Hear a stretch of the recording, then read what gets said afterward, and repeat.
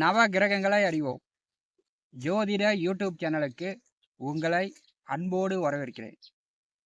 இந்த பதிவில் காண இருப்பது செவ்வாய் பெயர்ச்சி பலன். யாரும் சொல்லாத செவ்வாய் புகானுடைய ரகசியத்தை இந்த பதிவில் சொல்லப் போகிறேன்.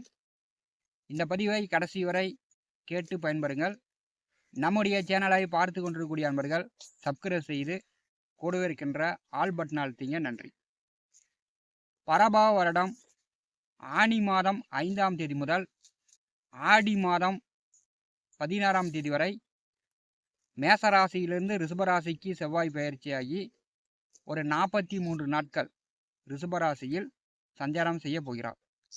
ஆங்கில தேதிப்படி 19/6/2026 முதல் 1/8/2026 வரை ரிஷபராசியில் செவ்வாய் புகான் சஞ்சாரம் செய்வார்.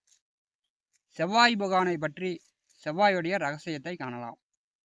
செவ்வாய் அப்படின்னாலும் செவ்வாய்க்கிழமை அப்படின்னாலும் பொதுமக்கள் செவ்வாய்க்கிழமையா அதில் எந்த நல்ல காரியமும் செய்யக்கூடாது, செவ்வாயோ வெறுவாயோன்னு போயிடும் அப்படின்னு பயந்துக்குவாங்க.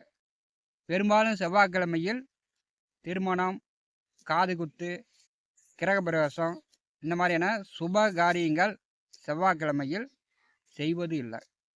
செவ்வாய் பகவான் மங்களக்காரகன், திருமணக்காரகன், பெண்களுக்கு கலத்தரக்காரகனாக செவ்வாய் பகவான் வருகிறார். ஆண்களுக்கு செவ்வாய் தைரியத்தையும் வீரத்தையும் அளிக்கக்கூடியவர். செவ்வாய் அப்படின்னாலே அதிக கோபம், முரட்டுத்தனம், அதிக கோபம், ஆத்திரம், பிடிவாதம் குடும்பத்துக்கு ஆகாது அப்படின்னு சொல்லுவாங்க. ஜாதகத்தில் ஆணாக இருந்தாலும் பெண்ணாக இருந்தாலும் செவ்வாய் தோஷம் மிக கடுமையானது, கொடுமையானது. பலருக்கு 40, 45, 50, 55 ஆனாலும் திருமணம் என்பது ஒரு எட்டாக்கனியாகவே திருமணம் நடைபெறாமலே பலருக்கு சென்று கொண்டிருக்கிறது. செவ்வாய் தோஷம் திருமணத்திற்கு மட்டும் இல்லை, வேலை, தொழில், உத்தியோகத்திற்கும் செவ்வாய் தோஷம் ஒரு பிரச்சனையாகவே இருக்கிறது. செவ்வாய் நிலமகன். செவ்வாய் ஜாதகத்தில் கெட்டு விட்டார் என்றால் வீடு, இருப்பிடம், சொத்து சார்ந்து பிரச்சனைகள் கூடுதலாக இருக்கும். செவ்வாய் புகான் சனியோடு சேர்ந்தால், செவ்வாய் சனியோடு சேர்ந்தால் அந்த ஜாதகன் தைரியத்தை இழப்பார், தன்னுடைய சகோதரனை இழப்பார், தன்னுடைய கௌரவம், மதிப்பு, மரியாதையை இழப்பார். ஜாதகன் ரோசத்தால், பிடிவாதத்தால் பூர்வீக சொத்தையே ஒரு காலகட்டத்தில் இழந்து விடுவார். வேலை, தான் சம்பாதித்த பணத்தையும் செவ்வாய் தோஷம், செவ்வாய் சனி சேர்க்கை உள்ளவர் ஒரு காலகட்டத்தில் இழப்பார். செவ்வாய் ஆயுதங்களால், வண்டி வாகனங்களால் விபத்து, ஆயுதங்களால் காயம், வெட்டு, அறுவை சிகிச்சை என்று உடல் வேதனைப்பட வைத்திரும். செவ்வாய் நல்ல நிலையில் இருந்தால், ஜாதகத்தில் செவ்வாய் கெடாமல் நல்ல நிலையில் இருந்தால் போலீஸ், இராணுவம், மருத்துவம், மின்சாரம், யூனிஃபார்ம் சர்வீஸ் வேலையில் அந்த ஜாதகன் ஓயாமல் பரபரப்பாக இயங்கக்கூடிய இந்த வேலையில்தான் மிக சிறப்பாக செயல்படுவார். செவ்வாய் நல்ல நிலையில் இருந்தால் மட்டும்தான் இயந்திரம், வண்டி வாகனங்கள் ஓட்டுநர் ஆக முடியும். செவ்வாய் நல்ல நிலையில் இருந்தால் தான் விவசாயம், ஆடு மாடு நல்ல வளர்ச்சியை ஏற்படுத்தும். சுய ஜாதகத்தில் செவ்வாய் புகான் கெட்டு விட்டார் என்றால் அந்த ஜாதகனுக்கு வீடு, நிலம், சொத்து சார்ந்து, சகோதரன் சார்ந்து, உடம்புல இரத்தம் சார்ந்து பிரச்சனைகள் கூடுதலாக வந்துடும். சுய ஜாதகத்தில் செவ்வாய் புகான் கெட்டு விட்டார் என்றால் பூமியில் உயிர் வாழும் வரை பிரச்சனையை அனுபவிக்கக்கூடியதாக இருக்கும். அதாவது மங்களங்கள் இல்லாமல் போயிடும். மேசம், விருச்சிக ராசிக்கு அதிபதியானவர் செவ்வாய். மேசம், விருச்சிகம், மகரம், மிதுனம், கன்னி இந்த ராசி லக்னத்தில் பிறந்தவர்களுக்கு சொத்து சார்ந்து பிரச்சனைகள் இல்லாதவர்கள் யாருமே இருக்க முடியாது. 12 ராசி அன்பர்களுக்கும் விரிவாக தனித்தனியாக செவ்வாய் பெயர்ச்சி பலன் காணலாம். கன்னி ராசி அன்பர்களுக்கு செவ்வாய் பெயர்ச்சி பலன் காணலாம். கன்னி ராசிக்கு 3வது வீட்டிற்கும் 8வது வீட்டிற்கும் அதிபதியானவர் செவ்வாய்.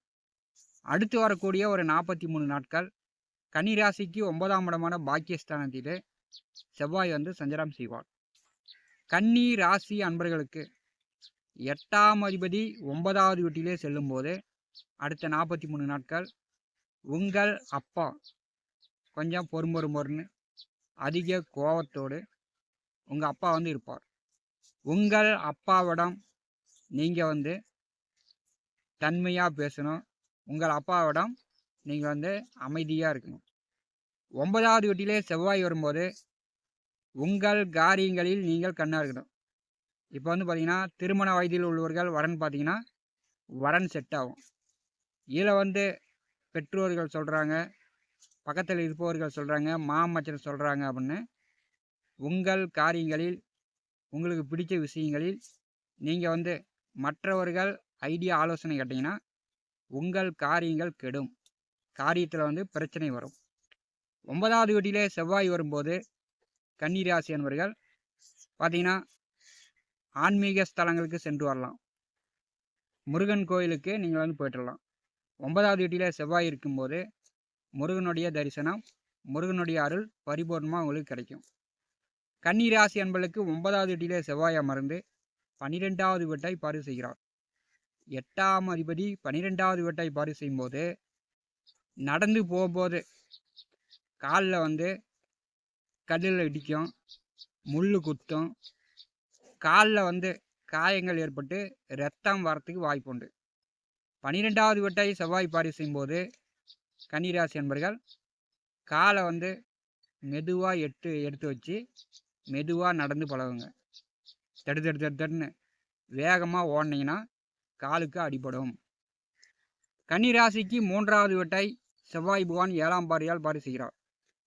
இப்போ 3வது வீட்டை செவ்வாய் பார்வை செய்யும்போது உங்கள் முயற்சி, உங்கள் காரியங்களில் நீங்கள் கண்ணா இருந்தீங்கன்னா உங்களுக்கு வெற்றியாகும்.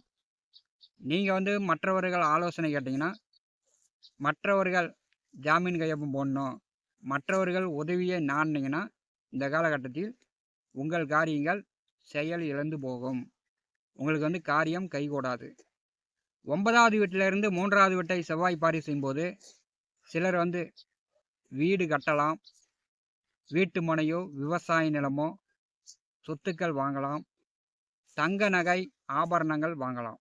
அதற்குண்டான வாய்ப்பு உண்டு. செவ்வாய் பகவானுடைய 8ஆம் பார்வை கன்னிராசிக்கு 4வது வீட்டின் மேல் விழுகிறது. சுகஸ்தானத்தை செவ்வாய் பார்வை செய்யும்போது வீடு, வண்டி, வாகனம், ஆடு, மாடு, தாயார் சார்ந்து செலவுகள் கன்னிராசி என்பதற்கு உண்டு. அதாவது பழைய வீட்டை புதுப்பிக்கலாம், பழைய வண்டி வாகனங்களை மாற்றிட்டு புதுசாக வண்டி வாகனங்கள் வாங்கலாம். அதுக்கெல்லாம் வாய்ப்பு உண்டு. மாடு புதுசாக மாடு, ஆடு வாங்கிறதுக்கு வாய்ப்பு உண்டு. கன்னிராசி என்பதற்கு 9வது வீட்டிலே செவ்வாய் அமர்ந்து பார்த்தீங்கன்னா நீங்கள் நல்ல விதத்தில் முயற்சி செஞ்சால், மற்றவர்கள் உதவி நாடாமல் இருந்தால் இந்த காலகட்டத்தில் உங்களுக்கு யோகம் உண்டு.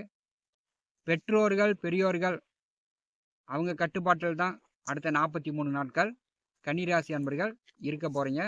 வேலை செய்யக்கூடிய இடத்தில், தொழில் செய்யக்கூடிய இடத்தில் முதலாளிகள், உயர் அதிகாரிகளுடைய கட்டுப்பாடு கொஞ்சம் கூடுதலாக இருக்கும். நவ கிரகங்களை அறிவோம் ஜோதிட யூடியூப் சேனலில் தினந்தோறும் ஜோதிட பலன்கள் பதிவிடப்படும். நம்முடைய சேனலை பார்த்து கொண்டிருக்கக்கூடிய அன்பர்கள் சப்ஸ்கிரைப் செய்து கூடவே இருக்கின்ற ஆல் பட்டன் அழுத்திங்க. நன்றி, வணக்கம்.